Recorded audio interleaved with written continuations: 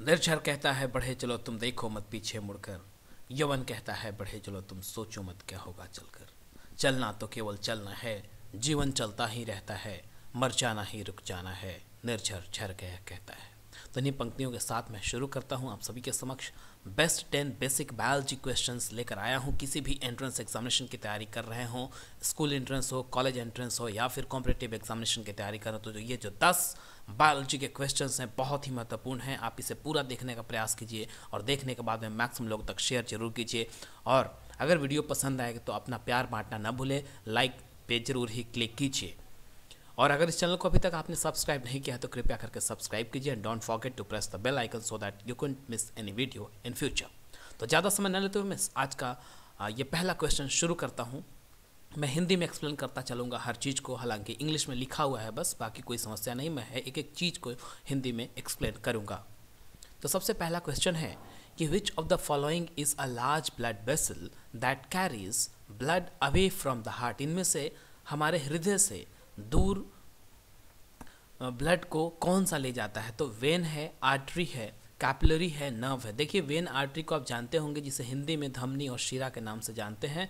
तो वेन वो चीज़ होती है, वो नाली होती है जो ब्लड को लेके जाती है, और वेन में बेसिकली दूषित रक्त का प्रवाह होता है। दूषित रक्त मतलब deoxygenated blood, whereas artery में ऑक्सीजनेटेड ब्लड का प्रवाह होता है। लेकिन pulmonary vein and pulmonary artery दो ऐसे वेन और आर्टरी हैं जिनका नाम वेन एंड आर्टरी के साथ में अलग अलग है, जहाँ पे पल्मनरी आर्टरी जो है वो डीऑक्सीजनेटेड ब्लड कैरी करती है और पल्मनरी वेन जो है वो ऑक्सीजनेटेड ब्लड कैरी करती है। क्लियर हो चुका होगा। तो इसका ऑप्शन जो है ये आंसर बी होगा, इसका मतलब होगा आर्टरी। तो थोड़ा सा डिटेल में बता देता हूँ कि the pulmonary artery carries blood from the right side of the heart to the lungs to pick up a fresh supply of oxygen, यानी कि डीऑक्सीजनेटेड ब्लड कैरी करती है पल्मनरी आर्टरी। ऑलराइट, चलिए आगे बढ़ते हैं। दूसरा क्वेश्चन कहता है कि which of the following is not a member of the vitamin B complex. तो आपको विटामिन के ऊपर भी मैंने वीडियो बनाया है, और विटामिन बी कॉम्प्लेक्स का इनमें से सबके ये नाम दे रखे हैं, जो ये सब के सब जो हैं ये हमारे साइंटिफिक नाम है। तो ऑप्शंस हैं थायमिन, राइबोफ्लाविन, फॉलिक एसिड और एस्कॉर्बिक एसिड। तो इनमें से बी कॉम्प्लेक्स विटामिन में कौन सा शामिल नहीं है? तो इसका आंसर बिल्कुल सही है, एस्कॉर्बिक एसिड, डी। ये विटामिन सी का साइंटिफिक नेम है एस्कॉर्बिक एसिड। ऑलराइट, बाकी ये जो है विटामिन बी कॉम्प्लेक्स बनाते हैं B1, 2, 3 लाइक दैट।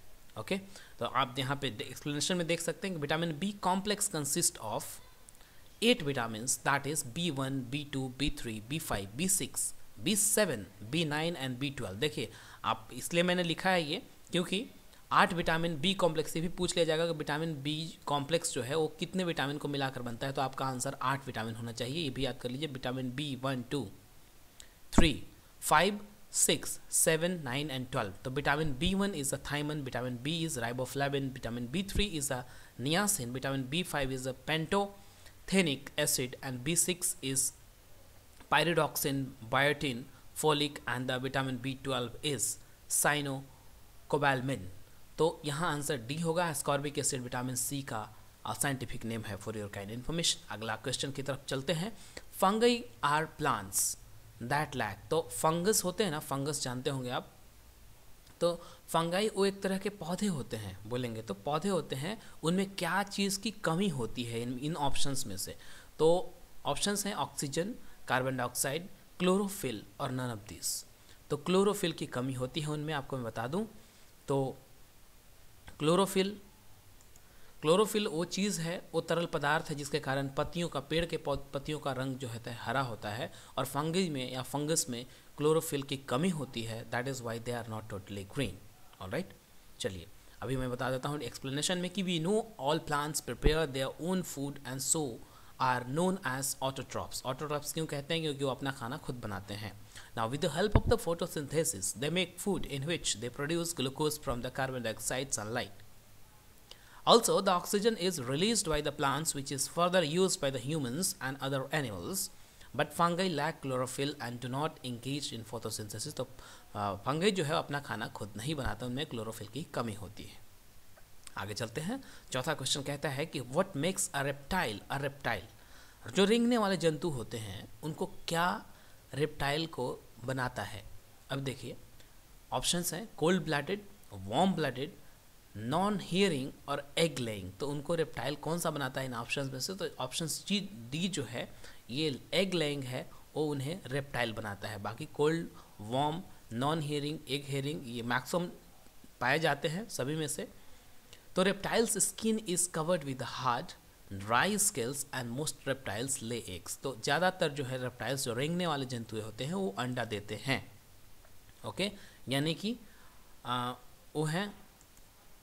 कि वो ओविपैरस कहे जाते हैं। ओविपैरस जो अंडा देने वाले जंतु होते हैं उन्हें ओविपैरस कहा जाता है। Those animals which are cold blooded don't automatically remain a constant body temperature and they have to lay out in the sun to keep their body heat up. Alright, तो यही उन्हें बनाता है egg laying reptile. Next question है कि which blood vessels have the smallest diameter? इनमें से कौन से blood vessel के पास सबसे कम मतलब सबसे पतली नाली होती है इनमें से? तो कैपिलरीज, आर्टियोल्स, वेन्यूल्स और लिम्फैटिक। तो इसका आंसर जो होगा सबसे पहला होगा कैपिलरीज। ऐसे ब्लड वेसल्स हैं जो और जिनका डायमीटर सबसे कम होता है। इसका थोड़ा एक्सप्लेनेशन सुन लीजिए कि blood is carried through the body by blood vessels, चाहे वो धमनी हो, शिरा हो। With the help of perfusion process, capillaries supply blood to the tissues and the diameter of the capillary ranges from 5 to 10 micrometers. The diameter of the arteriole is approximately 30 micrometers. तो arteriole के जो diameter है वो 30 micrometer होता है। तो इस चीज़ को भी याद कर सकते हैं कि जो हमारे नॉर्मल कैपिलरी रेंजेज है उनका डायमीटर 5 से 10 माइक्रोमीटर होता है। किसी भी एग्जामिनेशन में पूछे जा सकते हैं। या हमारे ब्लड वेसल्स कौन कौन से होते हैं तो आप इनका नाम ले सकते हैं। कैपिलरीज हैं, आर्टियोल्स है, वेन्यूल्स है, लिम्फैटिक है, धमनी है, शिरा है जिसको इंग्लिश में वेन एंड आर्टरी कहते हैं। Next one is 6th question. It says that which of the following is an airborne disease. Airborne disease मतलब हवा के कारण फैलने वाली डिजीज इसमें से कौन सी है? हवा के कारण मतलब वो हवा उन्हें कैरी कर सकती है, ठीक है, उनके जर्म्स को। तो ऑप्शंस हैं measles, typhoid, pink eye and none of these. तो इसका ऑप्शंस जो होगा मीसल्स। मीसल्स जो है हमारे वायु से फैल सकता है। जैसे कोई इंसान जो कि मीसल्स डिजीज़ को कैरी कर रहा है, अगर आप उसके संपर्क में आते हो, छींकता है या खांसता है तो उसके संपर्क से आपको मीसल्स फैल सकता है। ऑलराइट, तो एयरबॉर्न डिजीज है, इसको बोल देंगे एयरबॉर्न डिजीज। तो airborne diseases are the infections spread by the airborne transmission including chicken pox, anthrax, influenza, measles, smallpox, cryptococcosis and tuberculosis. तो ये सारे के सारे डिजीज़ जो हैं ये हैं एयरबॉर्न डिजीज़। आपको ये सारी चीज़ें याद करके रखनी होगी, एग्जामिनेशन में कहीं भी पूछा जा सकता है। नेक्स्ट वन इज़ बहुत इंपॉर्टेंट क्वेश्चन है ये कि there is a very yellow dust that comes away out on the fingers wherever we touch the middle of the flower. These tiny yellow grains are one of the most precious substances in nature because they contain the secret of plants life. What is this dust called? देखिए मैं बात कर रहा हूँ आपकी pollen grains की। आपने कभी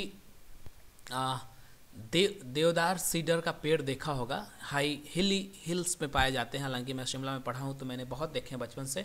और 1 महीना पूरा ये पोलन ग्रेन्स जो है हमें परेशान करते थे। इनसे बीमारियाँ भी होती थी, एक तरह की सांस लेने में दिक्कतें होती थी। तो these are in fact yellow substances. Okay, उनके टच करने पे निकलता है और वैसे भी झड़ते हैं उनके ये। ऑलराइट, तो आपने 2 टर्म सुना होगा, angiosperms and gymnosperms. Okay, naked seed and close seeds.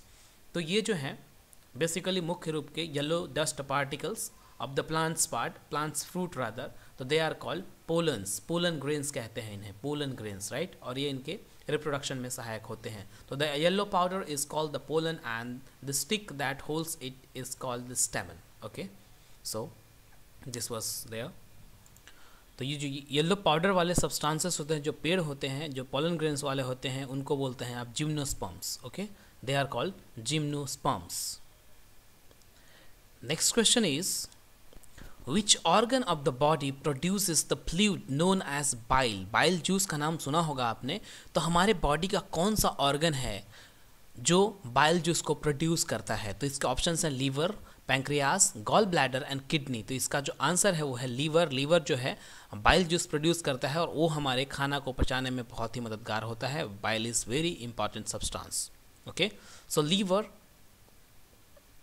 liver produces a digestive fluid known as bile, and liver releases bile in the gallbladder. A small pear-shaped organ located just below your liver is the upper right part of your abdomen. तो liver produce करता है bile juice. Okay, next very important question is which of the following hormone is a steroid? इनमें से कौन सा hormones steroid है? तो इसके ऑप्शंस हैं ईस्ट्रोजन, ग्लूकागोन, इंसुलिन और ऑक्सीटॉक्सिन। तो इसका जो सही उत्तर होगा वो होगा A, that is oestrogen. Which of the following hormones is steroid? तो ये है oestrogen is the right answer. अब सुन लीजिए एक्सप्लेनेशन में। Steroid hormone is produced by 3 endocrine organs. The testis produces testosterone, the ovaries in females produces estrogen, and the adrenal cortex produces steroid hormones such as cortisol and aldosterone. Steroid hormones are derived from cholesterol and the lipid soluble molecules. All right, तो ये था explanation. In fact important question है कि hormone steroid कौन सा होता है? तो एस्ट्रोजन होता है। ऑल राइट, जो कि ओवरीज मतलब कि ladies female reproductive part produce करता है। Next one is which one of the following is not a function of the liver? इनमें से कौन सा लीवर का फंक्शन नहीं है?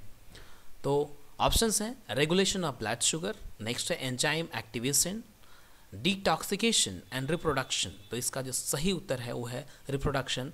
इन तीनों को छोड़ के रिप्रोडक्शन ऐसा फंक्शन है जो कि लीवर के द्वारा नहीं किया जाता है, बाकी ये तीनों लीवर के द्वारा किए जाते हैं। लीवर रिप्रोडक्शन तो रिप्रोडक्टिव पार्ट का हिस्सा है, राइट। तो liver is the body's largest internal organ. Largest internal organ क्या है? लीवर है। एक और क्वेश्चन बन जाता है यहाँ पे, it has many functions in the body like helps in protein synthesis and blood clotting, manufacturing